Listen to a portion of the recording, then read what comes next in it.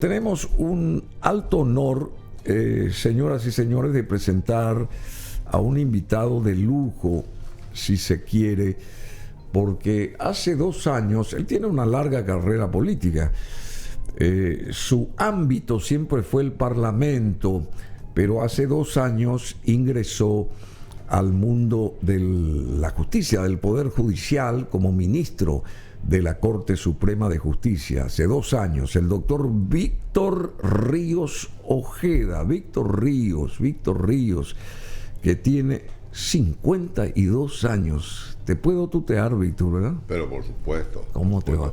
Gracias por la invitación y en realidad el honor es mío. Y tiene un vozarrón acá, Víctor, que nos deja chatos a todos nosotros acá. Porque yo eso le decía fuera de micrófono. Ese plus agregado, amén de su conocimiento, de su savia y toda esa nutrida cantidad de libros y qué sé yo que tuvo que hurgar él a lo largo de su vida siendo joven, porque él se abrió paso, él viene de Pilar, más o menos del sur del país, y bueno, él se abrió paso y se formó. Él también es una suerte de autodidacta en muchas cosas, pero también se formó con grandes profesores de afuera, entre paréntesis. Bueno, pero esa voz sentencia una suerte de algo imperativo, ¿verdad? Hay que hacer esto y se hace, porque acá lo dice así, con ese timbre fantástico y envidiable, envidia sana. Esto que tiene Víctor Ríos, que es un don natural. ¿Es un don natural o vos educaste tu voz? No, para nada. Acércate, por favor. No tengo para nada educada la voz. Es una voz natural. Tampoco es de fumador. Es una cuestión absolutamente natural. Nunca fumaste y ahora estás fumando. Ahora estoy fumando, pero ya tenía la voz. Pero vos estás fumando, ¿por qué? Porque alguien ya dejó de fumar ahí en el Parlamento. En este caso, Calé dejó de fumar, entonces vos te... No.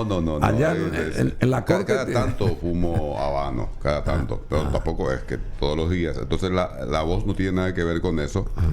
Y no tengo la voz educada. Una vez quise estudiar locución. ¿Qué no vas a tener? Con un profesor que creo que era su apellido Gómez de la Fuente, algo así era. Puede ser, sí, y claro. Bueno, yo pensé que me fui para la primera clase, la última también. Entonces yo dije, bueno, voy a poner un micrófono y voy a empezar a hablar. Y dije, no, vamos a hacer ejercicios, tiene que estar de buen humor, póngase de buen humor. Y había sido que es una cuestión que te pone el micrófono y empezás a hablar. Decime una cosa, y ya que hablaste del humor, ¿vos tenés buen humor así cotidianamente? Sí, tengo buen humor, pero mi humor es un humor más bien... cáustico. No, rural, así. Rural. Tengo muchas frases en guaraní, dichos en guaraní. Fabuloso. Es más, mi discurso más famoso que ahora recorre por todos lados. Es una asignatura pendiente el guaraní para mí. Y vos me podés enseñar. Sí, sí. Bueno, vos me enseñás inglés.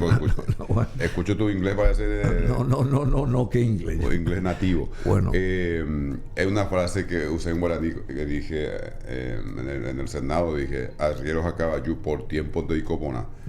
Que fue en un momento así de fuerte discusión. Y ese es el discurso más famoso. Mira que tuve 3 periodos. A ver, ¿y eso quiere decir? Y que el hombre, el varón y el caballo, por tiempo viven bien y por tiempo mal. Y no hay que quejarse. Ese es el dicho muy popular en el campo. Y ahora veo hasta por los autos ponen así arrieros a caballo por tiempo. Sí, quedó, pero aunque no quiera creer. Es que transmite realmente esa cultura, ese espíritu del hombre de campo que dice, pues esa fuerza. Yo soy varón, soy varón. Esa cuando valentía. Viene bien la cosa y está perfecto. Y viene mal y no me debo quejar. Me tengo que bancar. Porque para eso soy varón. Bueno. Me van a decir es machista, sí. Por eso yo reconozco, pero uno forma parte, es producto de su contexto cultural, por geográfico, etcétera. Por supuesto. O sea, no es lo mismo alguien que creció en Ñembucú a alguien que creció en el Alto Paraná. Hay un libro muy interesante. No es lo mismo. No. Hay un libro muy interesante, un ensayo de Ramiro Domínguez, el gran escritor guaireño, claro. que se titula El Valle y la Loma. La loma es, digamos, las partes para ir a parte alta, digamos, Alto Paraná y compañía. Y el valle el sur, en Bucú, sí. Misiones. Y ahí describe las diferencias entre el hombre del valle y de la loma. El hombre de la loma es un hombre más nómada, que va cambiando, no tiene ningún problema de ir cambiando de hogar, de valle, porque era el hombre que trabajaba en el desmonte, trabajaba en los yerbales, y entonces permanentemente tenía que moverse. Por lo tanto, digo, sin ningún problema va cambiando de residencia, de mujer, de todo. Y el hombre del valle, de la zona baja, digamos, de los llanos, y en Bucú Misiones es el hombre más bien de estancia, el hombre más bien sedentario, de familia grande, que tiene un solo trabajo, que empezó trabajando con el patrón, con don Masi, el estanciero. Entonces, y después el hijo trabaja otra vez con el hijo del patrón, y así sucesivamente. Es toda una historia y muy particular y muy sedentaria, digamos. Ahí está la tapa del libro al que se refiere, ¿verdad? Mira, para mí esta es de lectura obligatoria en el Paraguay. Es impresionante cómo describe. Es un ensayo, o sea, los distintos modos, usos y costumbres también. Absolutamente. Entonces dice, el hombre que es de la loma es el hombre más dinámico, le dicen el arribeño. Una suerte de aquel que viene montado en esa publicidad de Marlboro, más o menos. Entonces, de la loma. No tiene mucho apego al terruño. Y vos sabés que el pilarense, por ejemplo, yo soy de Ñemuco, lo apegado al terruño que es. Yo conozco a varias personas, varios jugadores que eran muy buenos, jugadores de fútbol, que venían a Asunción y volvían a Pilar porque estaba el famoso Roberto Cabañas estuvo en el Cosmos. Sí, el Roberto Cabañas es lo más grande que tuvimos en Pilar. Pero hay otros muy buenos, hay otros inclusive eran superiores a Cabañas en cuanto a técnica. Y no soportaban el Techagaú, volvían a Pilar. Sí. Y yo trabajo en la universidad, soy rector hace bastante tiempo.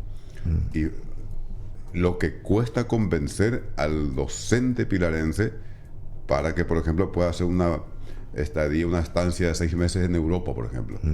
No quieren quedarse. No quiere ir de visita, pero quiere volver otra vez. Entonces yo siempre tomo como referencia lo que dice Ramiro Domínguez. Y dije, tenía razón este señor. Bueno, uno de los tratados más interesantes de la sociología paraguaya, el realizado por el doctor Ramiro Domínguez, intelectual, de fuste, investigador, catedrático, dotado de una sólida cultura y de una completa información acerca de la realidad paraguaya. Así que el Valle y la Loma, qué interesante la descripción acá del ministro Víctor Ríos de este trabajo de un grande como Ramiro Domínguez. Yo leí 2 veces y tengo la deuda de volver a leer, porque estas son obras que hay que leer en más de una ocasión, porque uno lo lee, lo va interiorizándose mejor en sus perspectivas, en sus conceptos. Realmente es una obra maravillosa y, repito, describe esas diferencias caracterológicas que hay entre paraguayos de distintas regiones. Bueno, en 1995 creo que escribió esto. Eso no recuerdo. Sí. 1995 puede ser, ¿verdad? Capaz que sea un poquito antes, pero... O antes. Puede ser antes. Pero eso desconozco el año. Él vivió hasta qué año. No, hace mucho. Yo lo conocí. Pero seguro que en 1995 o estamos errando acá. Tuve el gusto de conocerlo a él. Fui un tiempo... la edición del libro. Entre 75 y 79. Claro, porque él está describiendo el lustro comprendido entre el 75 y 79 más o menos. De investigación, porque falleció, pero la edición es del 95. La edición, la última. Yo tuve el gusto de conocerlo a él, siendo ministro de Educación. Él formaba parte, creo que era el CONEC. Y me visitó varias veces. Y bueno, yo te hice algunas preguntas sobre su trabajo. Era un hombre de una vasta cultura, extraordinaria cultura, Ramiro Domínguez. Sí, Ramiro Domínguez, famosísimo. Bueno, querido ministro, de la Corte, Víctor Ríos. Sigue César Diesel como presidente. Hasta el 26 de febrero. Y ya ahí asume el doctor Benítez Riera. El doctor Benítez Riera como presidente, como vicepresidente primero el doctor Gustavo Santander y vicepresidente segundo el doctor Alberto Martínez Simón. ¿Y cómo lo quieren sacar también? Eso se escucha ahí. Radios lo quieren sacar al que va a ser el viceministro primero de la nueva directiva, digamos ahí, de la nueva corte. Gustavo Santander dice que está ahí como en ese listado que quiere ser atacado, no sé por quiénes o por quién. Eugenio Jiménez también, el ministro Eugenio Jiménez, intachable Eugenio Jiménez. Gustavo Santander, que es el más nuevo de los ministros, digamos, nombrados. Manuel Ramírez Candia, también intachable, y Víctor Ríos, también intachable. Y son 4 ustedes. ¿Y por qué están esperando ese ataque? ¿Y quién propicia ese supuesto ataque? Nosotros una información oficial así directa de que eso se esté pergeñando no tenemos, excepto el caso del ministro Ramírez, porque hubo un diputado que públicamente dijo que quería promover su enjuiciamiento político, pero creo que hay una confusión, porque dice él ya tiene mandato vencido y consiguió su inamovilidad vía acción de inconstitucionalidad. Lo que pasa es que en esa situación están los 7, o sea, nosotros con el ministro Santander somos los que nos hemos planteado una acción de inconstitucionalidad. Perdón, hay 9 ministros en la Corte, ¿verdad? 8 ministros y una ministra. Y el presidente está entre esos 9. Claro, el presidente está entre esos 9. El presidente es lo que se llama el primero entre pares. Es un par nuestro que tiene la responsabilidad de llevar la presidencia, igual que en el Congreso, ¿verdad? En el diputado sos 80 y hay un par que hace de presidente. Pero ese supongamos, ese voto del presidente, ¿vale doble o no? No. ¿Es igual que todos? Para resolver cuestiones jurisdiccionales, no. Es igual. Tiene el mismo peso. Autoridades, no para. Claro, tiene el mismo peso. Lo que tiene es el manejo de presupuesto. Claro, él es la cabeza. Es la cabeza, él es el que pone el ganchito para los pagos, etcétera, con los 2 vicepresidentes. Eso es el consejo. Hay un consejo que dirige la Corte. Y del consejo forman parte el presidente y los 2 vicepresidentes. Querido ministro, ¿por qué se crea o se gesta no sé, nosotros repetimos acá lo que se escucha o a veces se lee en ciertos medios nomás? ¿Por qué se gesta este clima, digamos, de, qué sé yo, de como que uno está pisando sobre huevos permanentemente? ¿Por qué no se allanan los caminos, no son más claros los caminos para todos, no solamente para la gente que está en lugares públicos, en lugares referenciales de los poderes del Estado en este caso, y en general, sino para la ciudadanía, porque la ciudadanía tiene que moverse libremente y tiene que hacer los pactos también comerciales que tenga que hacer libremente, ¿verdad? Sin estar pensando que va a venir tal cosa, va a venir un golpe, va a venir tal otra cosa. ¿Por qué hay a veces ese clima de nubarrones que tenemos que radiar de nuestras vidas nosotros, che? Mira, nosotros nunca hemos terminado de consolidar nuestra democracia. Conste que ahora hubo democracias muy consolidadas que hoy también están en crisis. O sea, en el mundo las democracias están en crisis. Esto es algo muy peligroso. Y lo digo aquí con total y absoluta libertad porque varias veces ya dije en el pleno de la Corte, las democracias en el mundo están en crisis. O sea, se están revisando muchas cosas. Y en el Paraguay, lastimosamente, nunca pudimos consolidar definitivamente nuestra democracia. Y mientras nosotros tratamos de consolidar, las democracias consolidadas de otros países, de otras regiones, también están en crisis. Entonces, las grandes discusiones, las confrontaciones muy fuertes que se dan en el ámbito político, casi siempre después rebota hacia el Poder Judicial. Por lo tanto, hay que entender en ese contexto esta situación. Pero hay que mencionar así claramente que nosotros oficialmente no tenemos ningún dato concreto. Seguimos atentamente el debate en el Parlamento.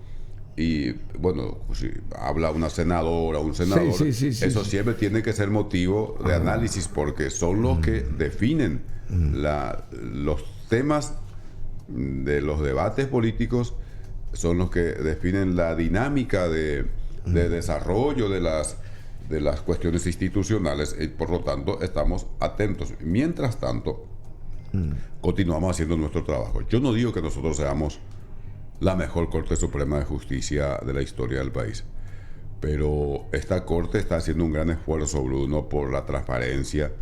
Es decir, no sé, unos pocos años atrás era impensable que uno pueda sentarse frente a una pantalla de televisión y ver a los ministros, por ejemplo, a los 9 ministros debatiendo, que es lo que se ve ahora. Y esa fue una idea de Eugenio Jiménez cuando asumió, entre paréntesis. Cuando asumió Eugenio. Lo dijo en un programa, porque fue el primer programa al que asistió él. Y los otros ministros acompañaron.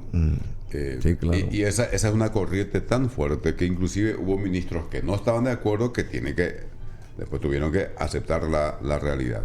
Nosotros creo que hemos mejorado muchísimo la rapidez, en la celeridad en la tramitación de los expedientes, y en ese sentido la Sala Constitucional siempre está en la mira. Lo que hay que decir es también esto: la cantidad impresionante de expedientes que ingresan al año a la Sala Constitucional hace que sea físicamente imposible que uno pueda tratar todos esos expedientes del año. Son casi 4.000 expedientes al año. O sea, hay mucha morosidad judicial. Hay morosidad judicial. Ahora, ¿cuál es el nivel de morosidad? Nadie puede decir con certeza. ¿Por qué, Bruno? Porque nadie hasta ahora se dedicó a estudiar seriamente el tema de la morosidad. Primero, definir qué se entiende por morosidad. ¿Cuándo hay morosidad? Porque depende de los casos. Por ejemplo, si en la parte civil, eso depende de las partes. O sea, vos te peleaste acá con Emanuel. Con Manuel, ustedes son los abogados, y ustedes dejaron de impulsar la causa, se olvidaron de la causa. Entonces eso queda y el juez no puede hacer nada. Lo que hay que esperar en todo caso, llega un momento, se declara la caducidad. Y ahí el juez no puede hacer nada. Por ejemplo, en la Sala Constitucional nosotros nos regimos justamente por el procedimiento procesal civil, que es por el procesal civil. ¿Qué significa eso? Que las partes, que los abogados tienen que ir a instar, a insistir con eso. ¿Hay transparencia en el Poder Hay mucho Judicial? más transparencia, pero no toda transparencia. No total transparencia. ¿Por qué? Porque los poderes judiciales de la modernidad y de la Inquisición, ni qué decir, pero los poderes judiciales de la modernidad siempre fueron opacos y antidemocráticos. Así, che. Claro, siempre. Porque se llaman cortes. Claro. Una cuestión natural, si se quiere. Es casi natural. Entonces, se consideró siempre natural que, bueno, se reúnen los jueces a puerta cerrada, de repente anuncian su sentencia. Uno no tenía la más mínima posibilidad de saber cómo debaten, cómo construyeron sus decisiones. Entonces siempre es un poder opaco, muy opaco, y no solo en Paraguay, en el mundo occidental. En el mundo fue siempre así. Hoy ha cambiado muchísimo. Uno tiene, por ejemplo, Cortes Supremas de Justicia que todas las causas resuelven en sesiones públicas. Nosotros tenemos todavía esa deuda pendiente en nuestro país. Entonces, en ese sentido hay transparencia. Hoy nosotros informamos, cada año decimos, bueno, la Sala Constitucional resolvió tantos expedientes, dictó tantas resoluciones, se está incorporando progresivamente el expediente electrónico, que da mucha mayor transparencia. Y celeridad también. Y celeridad. Algunos dicen que no, otros dicen que sí, pero de todas maneras, de lo que podemos estar seguros es que otorga mayor transparencia a los procesos judiciales. En los procesos de selección de magistrados, nosotros hoy La Corte se reúne públicamente y explica por qué elige a Bruno Masi para juez y no al otro. Para funcionarios del área administrativa se hacen los concursos. En estos días terminamos los exámenes en Paraguarí y en Misiones. Se publican los resultados. Ahí la gente puede ver quiénes están mejor posicionados. Entonces es muy difícil. Supongamos que hay 500 concursantes y hay un cargo. Es muy difícil ya designar al que está 500 en la lista, claro. por ejemplo. Antes sí se podía porque nadie podía controlar esos procesos. Pero de todas maneras hay muchos aspectos todavía que mejorar en cuanto a transparencia. Y la visión tuya, ministro Ríos, de la Contraloría General de la República, ¿cómo está funcionando ese organismo? Porque es muy importante la Contraloría General. No tengo yo así una evaluación del funcionamiento como tal de la Contraloría. Sí puedo decir que la Corte en este momento, más que nunca, hablando de transparencia, se muestra abierta a la Contraloría. Y ahí la Contraloría me parece que fue un poco injusta con la Corte cuando dice que se le dificulta sus actividades, su trabajo, que el Contralor llegó a decir públicamente. ¿Por qué? Porque hoy la Contraloría puede auditar a la Corte. Está auditando. Cuando pide informe, se le brinda el informe. Pero no puede auditar Itaipú y Yacyretá. Sí, puede auditar Itaipú. ¿Y cómo nunca ingresa esa? Itaipú no tiene, Yacyretá sí tiene una medida cautelar que vamos a resolver en estos días, en ese sentido, pero Itaipú no tiene ninguna medida cautelar. Y además, hoy no se discute ya si la Contraloría puede auditar o no al Poder Judicial. O sea, van sus auditores a la Corte, revisan las cuentas de la Corte Suprema de Justicia. Y no solo eso, esta es la única Corte que en pleno recibió al Contralor y a Subcontralor para coordinar actividades. Y se coordinó también que hoy la Contraloría, como nunca antes, y te pido que le preguntes al Contralor o al Subcontralor, está haciendo estudios de correspondencia patrimonial a magistrados, con datos que le brinda la Corte Suprema de Justicia. Le permite acceder a su banco de datos para que pueda hacer, por ejemplo, el doctor Masi es magistrado y le hacen el estudio de correspondencia patrimonial. Y no solo eso, inclusive no hace mucho tiempo la Contraloría publicó la lista de jueces que dijo la Contraloría que tenía algunas incoherencias en sus rendiciones, en su legajos, sí. En su evolución patrimonial. Y bueno, se les dio la oportunidad para que puedan contestar. No sé cómo terminó el proceso, pero fíjate hasta dónde hemos avanzado. Esto era impensable hasta hace unos años atrás. Entonces, y también la Corte sacó una sentencia que todo el mundo dijo, la Corte ahora dice que solamente el Tribunal de Cuentas y la Contraloría ya no puede controlar ciertas entidades. No es cierto. Lo que la Corte dice es lo siguiente. Dame una institución pública. Sí, qué sé yo, la Fiscalía General del Estado. Fiscalía General del Estado, exactamente. Bueno, dice, señor Contralor, lo que usted hace es, usted va y audita. Y ve si las cuentas están bien, encuentra algún indicio de hecho punible, denuncie, usted hace todo eso. El Tribunal de Cuentas juzga. ¿Qué significa eso? Esos mismos números, el Tribunal de Cuentas revisa, de repente dice, bueno, esto está en condiciones y saca una sentencia judicial. Emite una sentencia judicial diciendo, estas cuentas están en orden. Son dos cosas diferentes. Eso no puede hacer la Contraloría, no puede emitir ninguna sentencia porque no es tribunal. La tarea de juzgar en nuestro país es de los tribunales, del Poder Judicial. Son dos cosas diferentes. Bueno, ¿cuál sería esa evaluación rápidamente nomás y somera de parte tuya, ministro Ríos, de esa gestión del 2023 de la Corte Suprema de Justicia? En general... ¿Qué se hizo bien y qué todavía falta por hacer? Una cosa así. Se hizo bien avanzar muchísimo en la implementación del expediente electrónico. Muchísimo más juzgados, inclusive juzgados de paz del interior, ya están incorporando el expediente electrónico. A mí me parece muy interesante.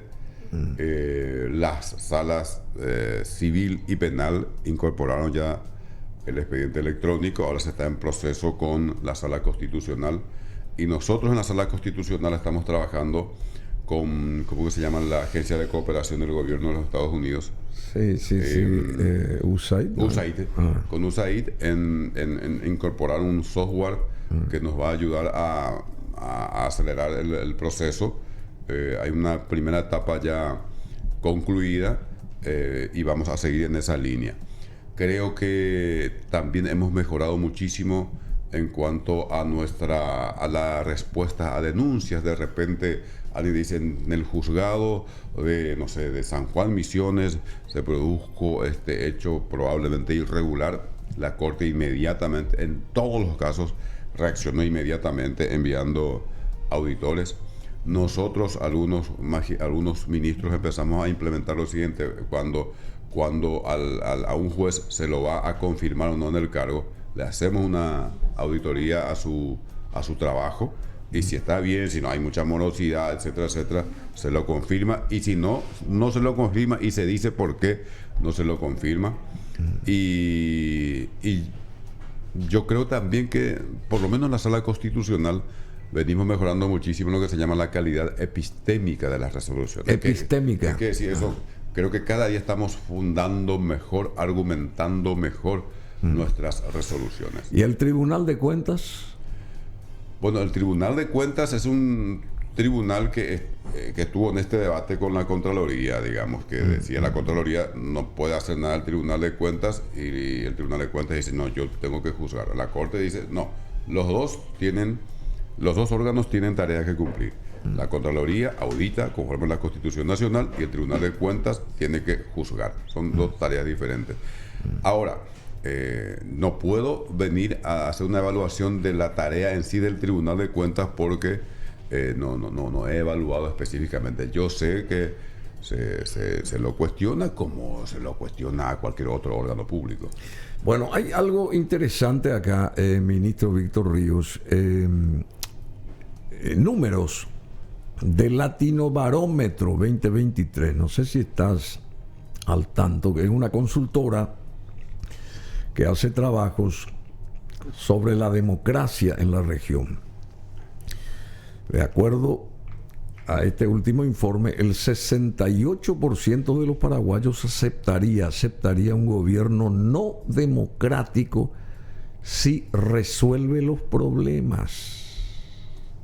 El 64% apoyaría un gobierno militar si las cosas se ponen difíciles, y apenas un 31% lo rechazaría. Y el 82% de los paraguayos afirma que los partidos políticos no funcionan bien. 82% de los paraguayos. ¿Está de acuerdo o no? No puedo estar ni dejar de estar de acuerdo, porque hay una cuestión ahí que hay que ver, Bruno, y vos sabes perfectamente, pero voy así para la audiencia. Sí. Hay que ver el instrumento aplicado, la metodología, la técnica aplicada. No es lo mismo que yo te diga: Bruno, vos estarías de acuerdo con un gobierno antidemocrático, pero te soluciona todito luego los problemas así de inseguridad, de vivienda. Por supuesto, pero primero querés que te garantice tu seguridad, tu vida. Sí. A que yo te diga: Bruno, vos estarías de acuerdo con un gobierno que un día puede aparecer en tu casa, le patea la puerta a tu casa, lleva a tu esposa, la tortura, lleva a tu hijo, la tortura, y a vos te cuelgan de los pies, cabeza para abajo, y te dejan en la casa? Como Mussolini. Y como hacía Mussolini. ¿Te gustaría? Y ahí tu respuesta va a ser diferente. Entonces, eso hay que ver siempre con estos estudios que se hacen de las opiniones de las poblaciones, ¿verdad? Entonces, bueno, y hay una conclusión ahora de que los partidos políticos no funcionan bien, y sí, probablemente, y la Corte, porque eso es que es el bien, es un ideal, y está bien que digan no funciona bien. ¿Por qué? Porque eso significa que tenemos que seguir trabajando. Pasaron 35 años del 89. Sí. Hay que seguir trabajando. Obviamente, pero Bruno, a mí, por ejemplo, a mí no me venden el buzón de que las democracias en Europa funcionan muy bien. La democracia en Europa está en crisis. Están reapareciendo los nazis, movimientos neofascistas. Ahora en Alemania hubo una gran manifestación, miles de personas en contra esta de postura de la Lula ultraderecha. versus lo que está haciendo allá en Medio Oriente, Israel, ¿vos estás de acuerdo? No vi lo que dijo Lula al respecto. Dijo que lo que está haciendo Israel con los palestinos y los árabes se asemeja a lo que hacía Hitler en el Holocausto con los judíos. Eso mismo dijo. No escuché. Y en ese caso, si fuera parlamentario, hubiera opinado. Pero como una cuestión de Estado, vos no podés claro, opinar. pues, yo Sí, hubiera a veces opinado. me confundo. Porque... Pero en general te digo que las democracias en Occidente están en crisis. Fíjate lo que pasó también en Estados Unidos. O sea, hay cosas... ¿Vos pensaste, te imaginaste alguna vez que iba a haber a una turba atropellando ¿El Congreso? el Congreso en Estados Unidos? No, Y pasó, eso no fue en Asunción, fue allá, en Washington. en la meca del liberalismo, etcétera, etcétera. Sí. Pero por otro Entonces, lado, se radiaron las maras en El Salvador y volvió a ser reelecto este presidente porque le otorga seguridad a la población en general. Sus más, sus menos, lo que vos quieras. O sea, son distintos enfoques en el mundo, como vos bien decís también. bueno, eso los teóricos de la democracia justamente, los teóricos de la democracia justamente están diciendo eso, que en América Latina, cuando terminan las dictaduras, todo el mundo estaba feliz, como decía Xuxa, ¿verdad? Sí. Todo el mundo está feliz, sí. Porque era vivir en democracia y en libertad era un fin en sí. O sea, eran dictaduras que me oprimían, no tenía ninguna libertad. Entonces mi objetivo era vivir en democracia y en libertad. Bueno, hoy pasaron 35 años y ya no es un fin en sí. La democracia es una herramienta para solucionarme los problemas. Y ahí sí hay un temita que hay que ver seriamente. ¿Cuál es?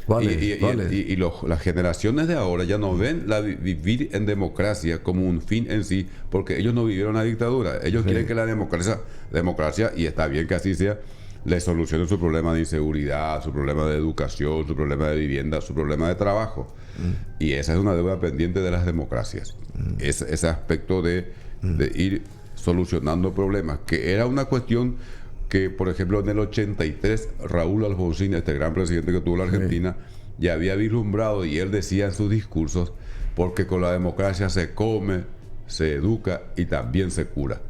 Sí. Porque eso le decían, mira, está bien, acá tenemos dictadura militar, pero comemos, tenemos educación, etcétera, etcétera. Entonces él decía en sus discursos, porque con la democracia se come, se educa y también se cura. Y bueno, últimamente parece que eso ya no es tan así con la democracia, entonces surgen los descontentos. Pero no por eso hay que volver a lo anterior. Hay que hacer los arreglos, hay que hacer las modulaciones de nuestras democracias para que pueda facilitar comer, educarse, tener vivienda, tener trabajo. Y bueno, yendo otra vez y terminando con esto acá respecto a los números de Latino Barómetro 2023, esta consultora que hizo un estudio en general en toda la región sobre la democracia.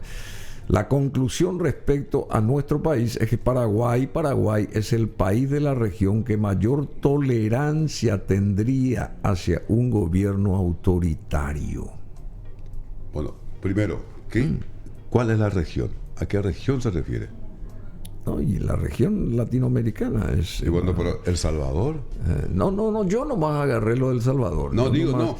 El Salvador, o sea, comparé lo del Salvador.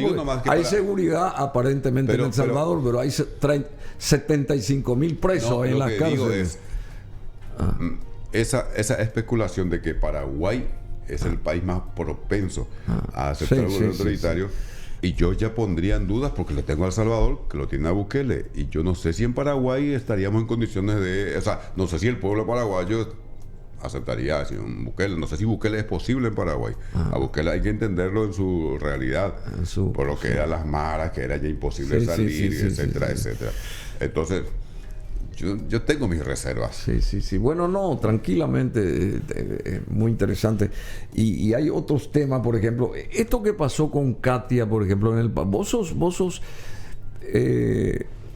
digamos, pez del Parlamento, por más que estás en la Corte Suprema de Justicia hace 2 años como ministro. pero no podés olvidarte del Parlamento porque vos viviste ahí muchísimo tiempo, en el sentido que vos te manifestabas y añorás seguramente el Parlamento. Esto que pasó con Katia González, ¿fue dañino también para el sistema democrático nacional?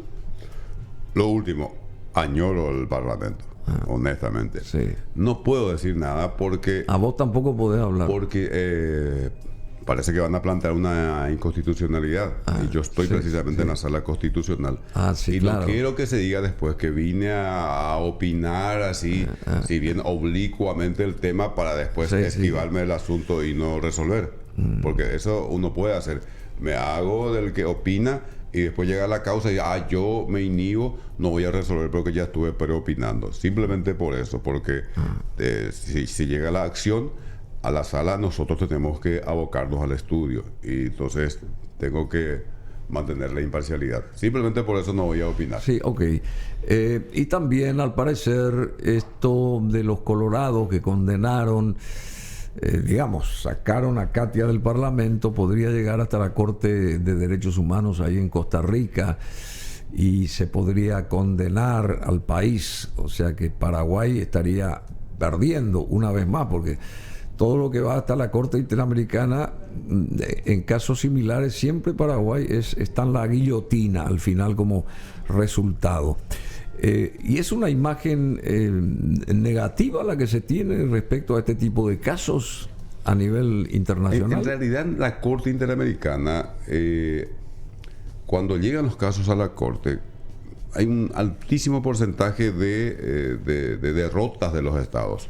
Muy pocas veces los estados ganan. Paraguay es uno de los estados que ganó. En ese caso, contra estos... ¿cómo que se llaman estos? Arrom y Martí y compañía.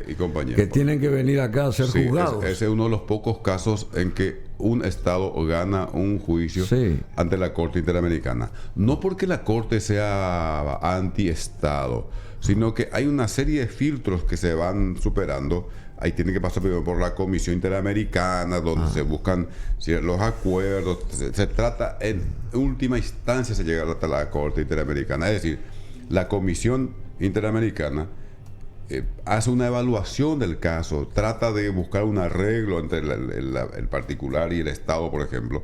Y si no puede, hace de vuelta una evaluación. Y si considera que realmente es un tema grave o que tiene características para que sea estudiado por la Corte Interamericana, ahí presenta ante la Corte Interamericana. No es tan sencillo llegar a la Corte de San José de Costa Rica.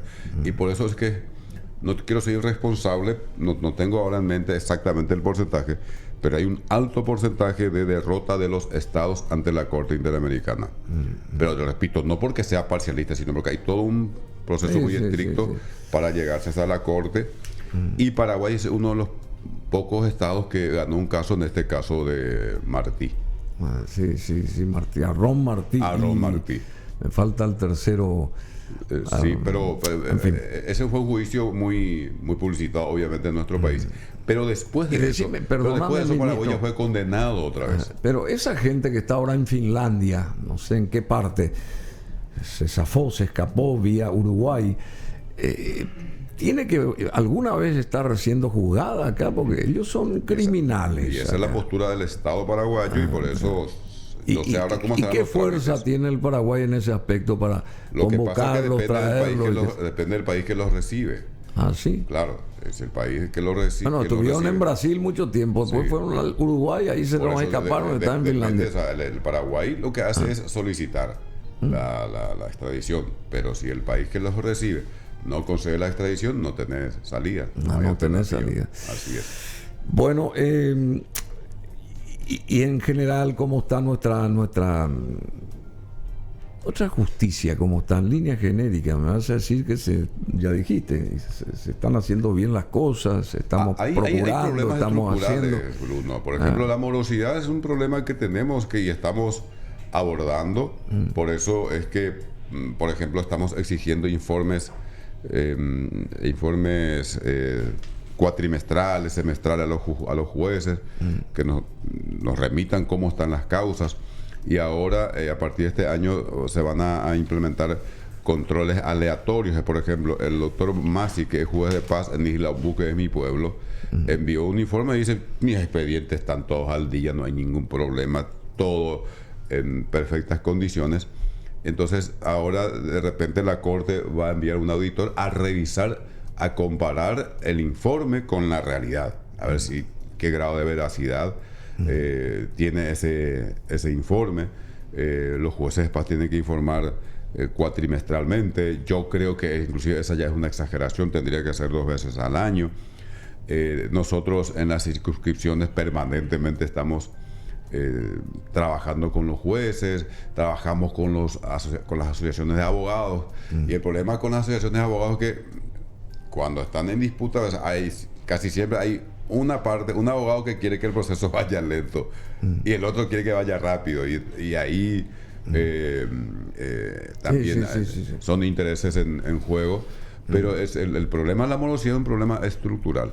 Y en el caso de la Sala Constitucional, debo decir esto porque digo en todos lados, yo tuve la suerte de que asumí como ministro, me tocó Sala Constitucional y participé de todos los encuentros de tribunales, cortes y salas constitucionales de América Latina y el Caribe. Porque hay países que tienen la Corte Suprema y aparte tienen su tribunal constitucional, como por ejemplo Colombia, como por ejemplo Chile. Hay países que tienen la Corte Suprema y dentro de la Corte Suprema una sala constitucional que hace el control que hace de tribunal constitucional, que es el caso paraguayo. Por ejemplo, el Tribunal Constitucional de Chile, que sería la Sala Constitucional de Paraguay, ¿sabes cuántos miembros tiene? Tiene 10 miembros. Y ese Tribunal Constitucional de Chile recibe menos causas que nosotros aquí en Paraguay, que la Sala Constitucional de Paraguay. Y nosotros somos 3 nomás. Igual ahí en Chile se quejan de que ese tribunal es lento. Son 10 magistrados, por ejemplo, y creo que son 2.800, 2.000 y algo de expedientes al año que ingresan. Y vos hablaste de cerca de 4.000. Y nosotros cerca de 4.000, y somos 3. El de Colombia tiene 11 miembros, y ellos solamente se dedican a las cuestiones constitucionales. Nuestra sala constitucional a veces llega a las cuestiones civiles, penales, etcétera, etcétera. Entonces, hay que saber esas cosas. Nuestro sistema en ese sentido nos ayuda mucho. Y repito, físicamente es imposible que uno pueda estudiar 4.000 causas que ingresan en el año. Sí, por supuesto. Supongamos que esta ex senadora Katia llega con lo que ella quiere denunciar a la Corte Suprema como privación de investidura, digamos. ¿Qué puede hacer la Corte Suprema ante un hecho que se generó en el Parlamento? ¿Cuál va a ser el resultado hipotético, te digo, de una Corte Suprema? Llega ahí, bueno, la denuncia, yo quiero volver a ser senadora, supongamos que en palabras más, palabras menos, eso es lo que dice el expediente. ¿Y qué resuelve la Corte al respecto? Te voy a explicar el procedimiento normal, que es el que se va a aplicar. O sea, no hay un procedimiento especial porque se trate de un caso que involucre al Parlamento. Sí. El procedimiento normal es, va uno más y dice, presento una acción de inconstitucionalidad, porque tengo un derecho constitucional que se me fue violado. La Sala Constitucional hace lo que se llama estudio de admisibilidad. ¿Qué significa eso? Controla si se cumple con los requisitos formales, hay una serie de requisitos previos que hay que cumplir. Sí, y también hace ya un estudio de cuán serio es el planteamiento. Si dice, bueno, acá se cumplen con todos los requisitos formales, hay un planteamiento serio, admitimos a estudiar. Y ahí se pone a estudiar todo el caso. Puede ser que no reúna todos los requisitos y en ese caso dicta una resolución diciendo no admitimos, no vamos a estudiar. Entonces, eso... ¿Qué porcentaje tiene ella, en este caso Katia, que la Corte le resuelva su... No puedo decir, primero que voy a poder opinar, y segundo hay que ver el planteamiento en sí. Es como para los médicos, o sea, a mí me duele la cabeza y el médico bueno, pero decir, sabemos para qué ella va a llegar ahí con los papeles. Pero depende de cómo se plantea. O sea, yo puedo decir a un médico, me duele la cabeza, y el otro le dice, me duele la cabeza, y el médico de entrada no le va a recitar la misma medicación porque no sabe las causas, de dónde viene, etcétera, el comportamiento del cuerpo. Entonces, por eso uno nunca puede decir, uno tiene que ver analizar qué es lo que va a hacer. Eso sí puedo garantizar a la ciudadanía toda. La Sala Constitucional va a estudiar seriamente y estudia seriamente todos los casos presentados, tanto para admitir estudiar como para decir no están dadas las condiciones para estudiar. Por eso que tampoco se puede hacer, como decimos nosotros en guaraní, no vas a entender, ¿verdad? En Boriajura, un niño tú no guaisha. Bueno, rápido. Como cuerpo de pobre. Cuando muere un pobre, rápido se va al se entierra rápidamente. Sí, y al pasar nomás el país le tira unos cosos y se va. Y cuando muere el rico hay misa, todo largo, toda una ceremonia. Entiendo. Bueno, no se puede estudiar un expediente así. Uno tiene que tomarse su tiempo, porque es serio. Cuando un ciudadano viene y te dice, mire, señor juez, han violado un derecho fundamental mío, un derecho constitucional mío. Vos tomarías así, vamos a ver rápido. Se toma con seriedad, se analiza seriamente, porque es alguien que te está diciendo, tengo un derecho fundamental que hace a mi dignidad, a mi ser como persona, me han violado. Entonces, yo quiero que usted estudie y me proteja. Entonces, hay que estudiar seriamente. Bueno, no se vos, puede a las apuradas. Vos estás practicando boxeo, me decís. Empecé ahora. ¿Y a quién le vas a dar el golpe? No a nadie, es para mantenerme en buen estado físico, porque... En buen estado, la pucha. Sí, empecé, pero no me da el cuerpo, más de 50 años, imagínate. No, ¿qué? Más de 52. Son un joven, ya no me da el cuero para pelear. Bueno, ¿y cuánto? ¿Vos pretendés estar cuánto tiempo ahí en la Corte Suprema? A ver, ¿vos querés estar 10 años, 5 años, 20 años? Máximo.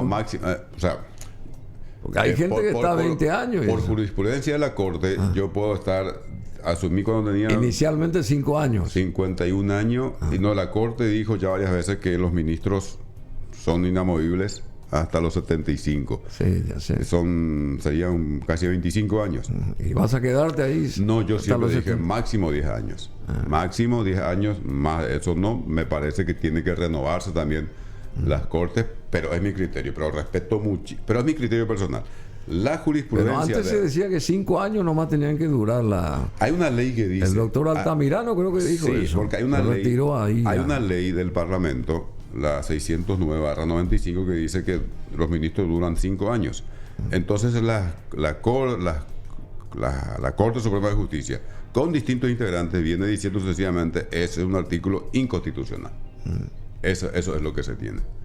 Y entonces los ministros, casi todos los que asumen, llegan y plantean la inconstitucionalidad de ese artículo, y entonces dice se quedan hasta los 75, que es muy relativo también, pero uno puede tener la inconstitucionalidad, pero mañana en el Parlamento se reúnen, te cambian, juntan 54 votos en diputados, 30 en senadores y te fuiste.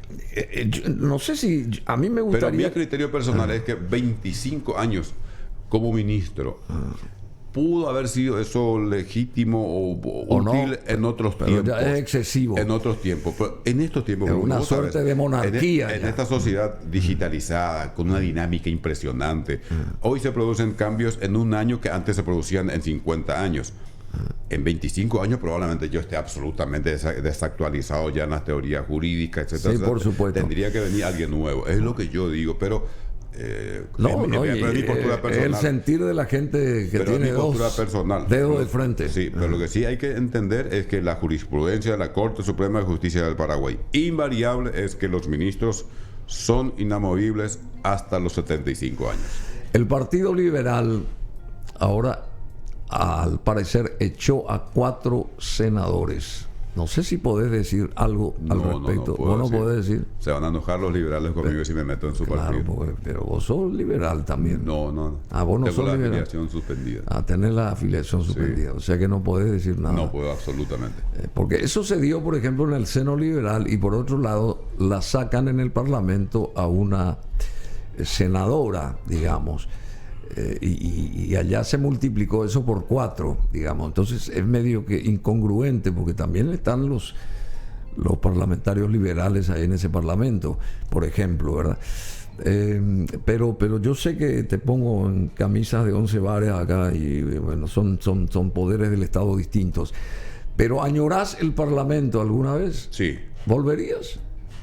No sé, porque tengo que ver cómo termina mi paso Vos le por extrañás, la me corte. parece, a Calé y eso. Extraño esos debates, ¿qué querés que te diga? ¿Ah, sí? Sí, ¿Le extrañás a Calé? Calé como Parlamentario. interlocutor, como polemista es extraordinario y ayuda mucho a crecer cuando uno debate con él. Euclides Acevedo, hoy mismo Blanca Ovelar, Desiree Masi, que fueron mis colegas senadores. Acá lo veía a Esperanza Martínez también. Esperanza Martínez. Yo lastimosamente no fui colega de Giorgito Franco. Estamos hablando de señores parlamentarios. Uno puede estar enojado con ellos por miles de cosas, pero estamos hablando del nivel de debate que estos señores tenían en el Parlamento. Es una cosa extraordinaria. A mí me ayudó a crecer muchísimo el Senado. Poco tiempo estuve por el nivel de el propio presidente actual. Beto Velar tiene buena formación, más allá de lo que uno, repito, yo no estoy juzgando su conducta política, estoy hablando del nivel de debate que se planteaba con ellos. Así es que, o sea, ¿cómo no extrañar? ¿No? Con lo cual no digo, o sea, los ministros de la Corte son de altísimo nivel, son de gran formación jurídica, de gran formación ¿Vos tenés general. cierta amistad con alguno de ellos? Tengo buenas relaciones con todos, con el 100%. Por supuesto, hablo más con los que son miembros de la Sala Constitucional, que son César Dízel y Gustavo Santander. Les tengo mucho cariño, mucho aprecio, puedo decir inclusive que somos amigos. Pero decía que el debate en la Corte es diferente, no es lo mismo que en el Congreso. En el Congreso es más apasionado y uno tiene más libertad de lenguaje, más libertad del discurso, que bueno, a uno le gusta más eso, ¿verdad? Pero estoy muy contento, muy cómodo trabajando también en la Corte. Quiere decir que este listado de 4 ministros de la Corte, comenzando por Víctor Ríos, Manuel Ramírez Candia, Gustavo Santander y Eugenio Jiménez, es simplemente, no sé, lo que alguien se imaginó que iba a pasar, porque se los va a sacar, supuestamente van a ser atacados jurídicamente estos señores. Hay que prepararse, hay que estar, digamos, visualizando. Eso puede ser se puede cristalizar. Esto es una fantasía. No, hay que estar, cuando uno está en el sector público y en el sector privado también, pero hablando del sector público, uno tiene que estar preparado siempre. Si uno es presidente de la República, tiene que saber que hay sistemas de control que de repente le pueden plantear un juicio político. Si uno está en el Parlamento, tiene que saber que en algún momento, en los últimos tiempos, esto antes no era así, pero hoy uno puede perder la investidura, y obviamente si un ministro de Corte también puede ser motivo de juicio político. Forma parte de la vida institucional de la República, de la democracia, y hay que estar preparado. Por eso hay que hacer bien el trabajo. Yo por lo menos digo, si por ahí se decide una cuestión así, puedo rendir cuentas, Bruno, del 100% de mis decisiones. Del 100% de mis votos puedo rendir cuentas. Y puedo defender mis votos aquí contigo, en un debate mediático, en un debate político, en un debate académico, científico, pero el 100% de mis votos puedo defender. Podrán estar o no de acuerdo, es otra cuestión. Pero yo tengo ese cuidado de que pueda defender una decisión que tome ante cualquier público, ante cualquier Estado. Esa tranquilidad le puedo dar a la ciudadanía. Y de hecho, yo soy el ministro que más habla, ¿verdad? Sí, con un vozarrón impresionante. Bueno, muchas gracias, ministro Víctor Ríos.